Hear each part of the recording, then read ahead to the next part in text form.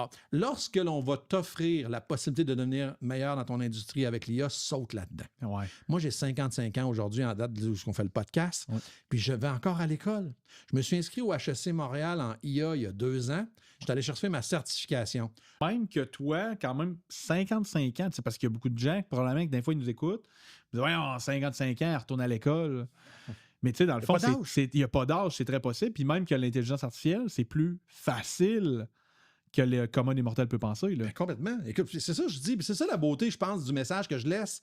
Je suis pas un jeune de 25-30 ans sur lequel tu dis, ouais, mais on sait bien, lui, il est jeune, il a tout l'avenir devant lui. J'en ai 55, puis je retourne à l'école pour la 3e fois dans une université pour apprendre. Dans les 10 dernières années, je suis allé sur les bancs d'école 3 fois pour parfaire mon savoir. Pourquoi? Parce que, je le dis tout le temps, ce que tu ne sais pas te fait mal.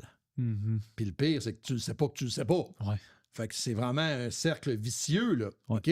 J'aime bien mieux dans le cercle vertueux. Ouais. Me dire, tabarouette, je savais pas ça. Moi, Christy, ici, là, j'apprends quelque chose.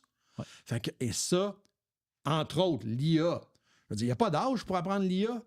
Il n'y a pas d'âge. Si moi, je l'ai appris, là, ça fait 3 ans, là, à 52 ans, j'ai appris comment ça marchait l'intelligence artificielle. Crois-moi que tous ceux qui nous écoutent doivent embarquer dans l'IA.